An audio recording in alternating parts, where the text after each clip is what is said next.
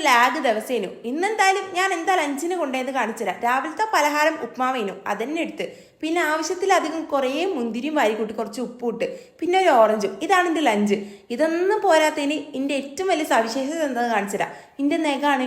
ഇന്നലെ രാത്രി ഒരു പൂതിയായിട്ട് ബ്ലാക്ക് ഹെന്ന വാങ്ങി ഇട്ടതാ. പക്ഷെ അത് ഇങ്ങനെ പണി തരുന്നു ഞാൻ സ്വപ്നത്തിൽ പോലും വിചാരിച്ചില്ല.